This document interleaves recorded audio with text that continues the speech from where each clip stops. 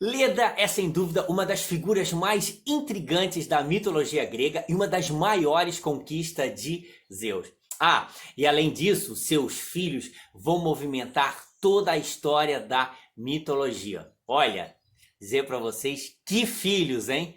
Bom, eu sou o Tarcísio Henrique, o Ciso, e antes de começar, eu já te peço para deixar o seu like e se inscrevendo no canal para dar aquela forcinha, tá bem? Bom, diz a crença popular, a crença dos poetas, que quando um artista faz uma grande obra e depois morre, que ele fez o seu canto do cisne. Sabe de onde surgiu essa expressão? Bom, o que eu posso adiantar é que quem começou com ela foi talvez o homem mais inteligente que já existiu. A outra coisa que a gente vai ver nesse vídeo também é que essa história gerou muita polêmica e fascínio entre a população e os artistas de todos os tempos e culturas. E acaba que a representação desse mito na arte retrata o pensamento das pessoas da época. Então, com vocês, Leda, a mulher que colocou ovos e gerou uma prole que vai movimentar a história da Grécia e do mundo, e da gente também. Leda era rainha de Esparta, esposa de Tíndaro, rei de Esparta. Bom, quando Esparta ainda não era a potência que ela vai se tornar depois. Aliás, dizem que o Tíndaro foi um dos homens gregos que mais viveu. Bom, mas vamos voltar a Leda. Bom, a Leda era linda, linda, linda, linda. E já viu, né? Sendo linda, chamou a atenção do todo-poderoso Zeus.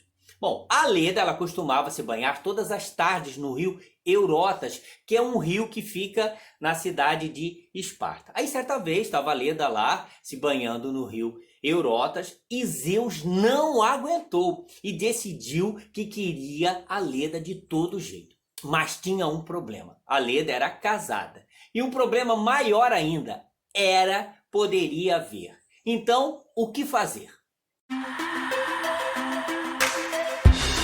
Zeus então vai falar com Afrodite, que é a deusa do amor. Bom, ele diz para ela que precisa seduzir alguém e que para isso precisa da sua ajuda. Então ele pede a ela que se transforme numa águia e que ele iria se transformar num cisne. Bom, ela topou, então ele contou o seu plano. Qual era o plano? Os dois iriam voando até o rio Eurotas. E quando chegassem perto do rio, ela deveria começar a persegui-lo. Bom, depois de tudo planejado, eles partem para o rio Eurotas. E quando chegam perto, começa a perseguição.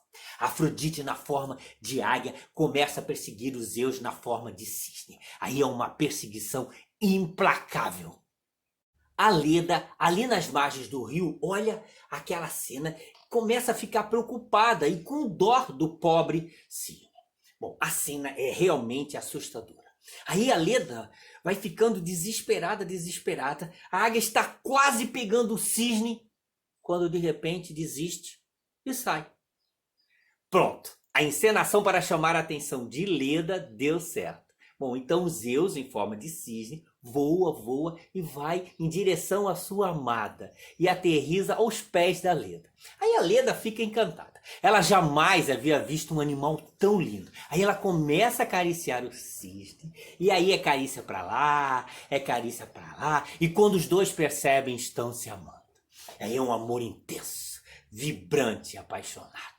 Bom, depois desse episódio, ela vai feliz para casa e na mesma noite ela ama o marido Tíndaro. E depois de um tempo, a Leda coloca 2 ovos.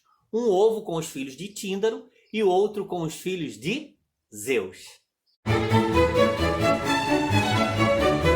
De um ovo nasceu Clitemnestra, que vai ser uma das rainhas mais poderosas e polêmicas da Grécia, com uma personalidade marcante. Bom, ela é filha de Tíndaro, portanto mortal. Ela vai se casar com Agamenon, chefe dos gregos na guerra de Troia.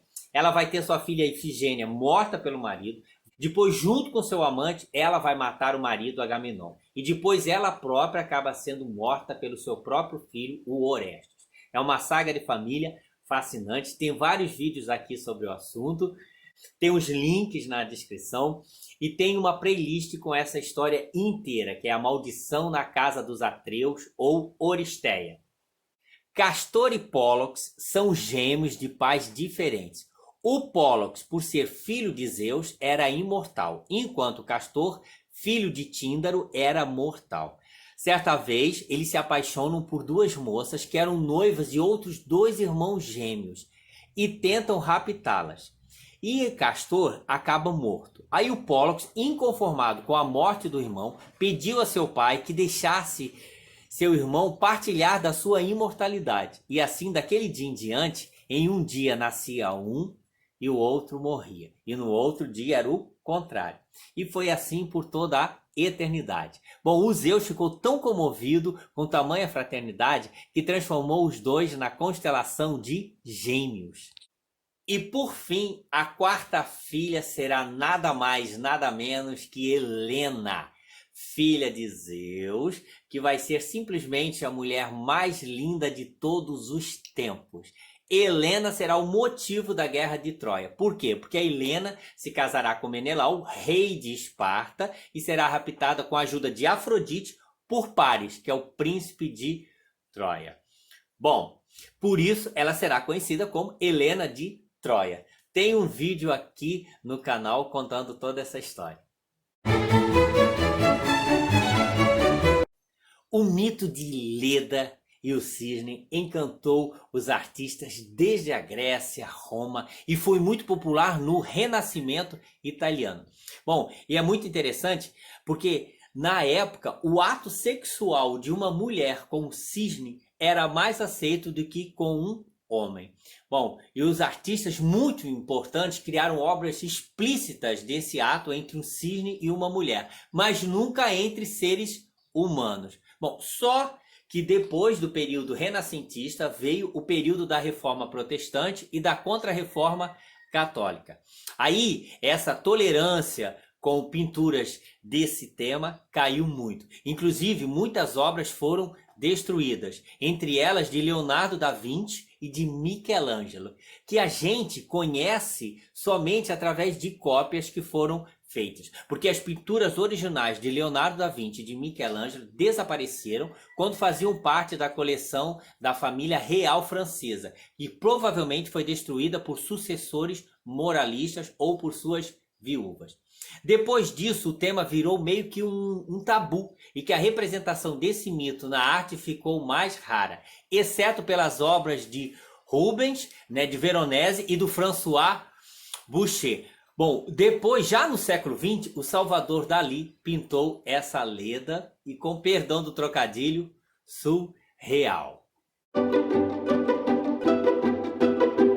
O canto do cisne é uma expressão utilizada quando um artista, antes de morrer, faz uma grande obra, como se ele vivesse toda a sua vida para fazê-la, ou como se fosse o seu último presente para a humanidade. Bom, e da onde que surgiu isso? É que existe uma lenda de que o cisne só canta uma vez antes de morrer, e dizem que é um canto lindo. Bom, e o primeiro registro dessa expressão está no diálogo de Fédon, do Platão, que diz que o Sócrates, antes de tomar a cicuta e morrer, se refere aos cisnes dizendo: quando sentem a hora da morte se aproximar, essas aves que durante a vida já cantavam, exibem o canto mais esplêndido, mais belo. Eles estão felizes de ir ao encontro do Deus da qual são servidores. Bom, por fim, é interessante notar que o cisne é uma das poucas aves que tem pênis. Aliás, o Zeus usou a mesma estratégia para conquistar Hera, se transformando num pássaro, só que no cuco. Isso mesmo, o do relógio da parede. Tem um vídeo aqui contando essa história. Bom, e se você curtiu esse vídeo, deixa seu like, se inscreve no canal e dá aquela força. Compartilha com seus amigos e não esquece de tocar o sininho para ficar sabendo dos próximos vídeos. Sugere mitos, comentem, eu adoro ler o comentário de vocês, tá bem? Bom, e que a gente se torne um grande, belo e poderoso cisne, assim como no conto do maravilhoso Hans Christian Andersen, onde o patinho feio se tornou um belo cisne. Então, beijão e até a próxima. Valeu!